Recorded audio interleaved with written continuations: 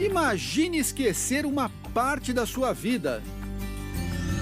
A memória recente é que ele não tem. Não conseguir guardar novas informações depois de um trauma. Se eu parar, eu consigo lembrar algumas coisas, não tudo. E precisar de ajuda para lembrar o que aconteceu horas atrás. A questão é que ele está presente no tempo, ele está vivendo, ele só não está acumulando memórias.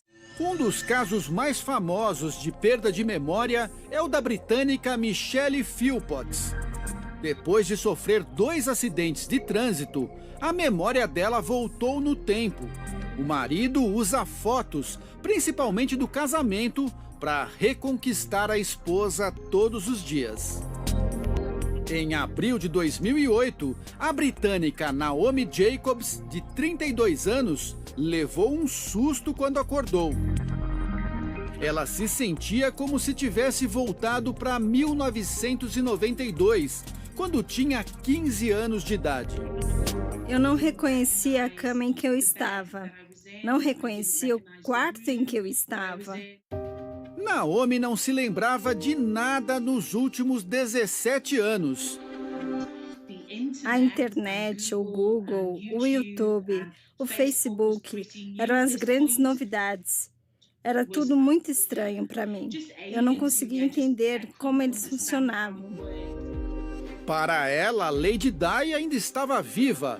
O milênio não tinha virado e o World Trade Center continuava de pé. Claro que meu corpo havia mudado. Eu tinha tido um filho e não me lembrava disso. Carlos também não consegue lembrar de quase nada. O que você almoçou hoje? Ah, então, assim... Não lembra? Não lembro. O jeito dele falar então, até eu acho é um caminho que talvez ele esteja tentando localizar essa informação no cérebro e não localiza. Um campeão de natação que disputava vaga nos Jogos Pan-Americanos de 2007. Meses antes de alcançar o sonho, na mesma praia onde tirou esta foto, um raio, no fim de tarde chuvoso, interrompeu a trajetória.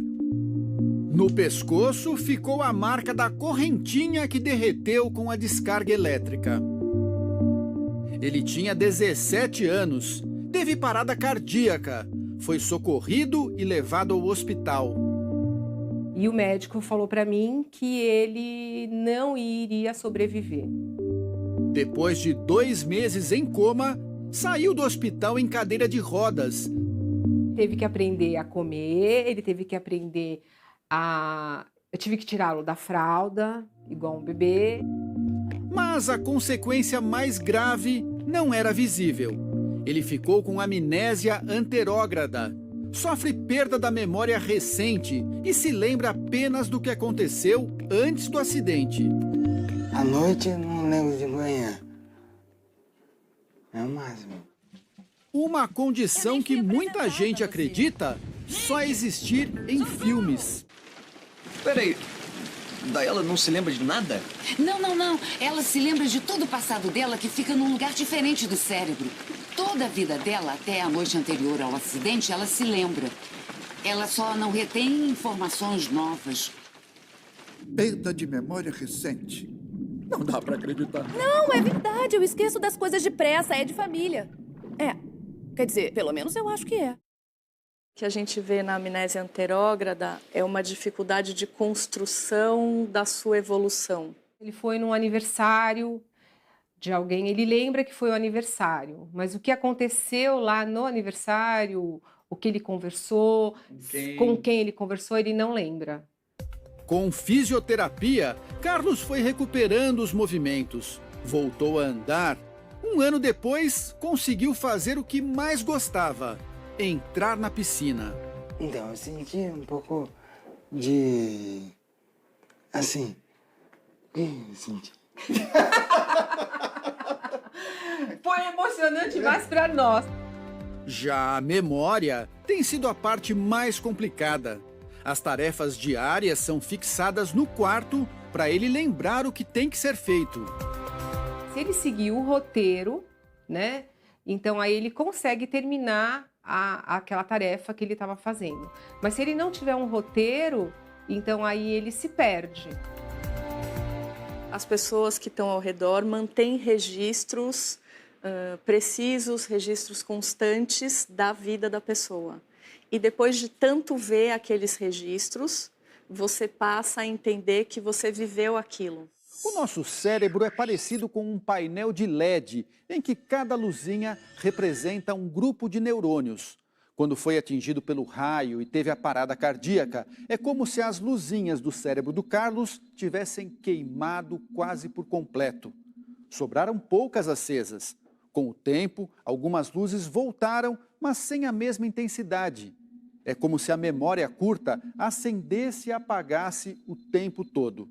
Hoje, 14 anos depois, o cérebro continua se regenerando e não é possível dizer até onde vai esse processo. Por isso que a gente está sempre estimulando a fazer leitura, a assistir um filme, a ficar fazendo joguinhos. É muito importante a atividade cerebral. Então, você ter uma autoescolaridade, você estudar, leitura, palavras cruzadas, aprender o idioma, aprender uma nova habilidade, isso é importante. A gente faz mais conexões entre os neurônios e isso é protetor para o cérebro.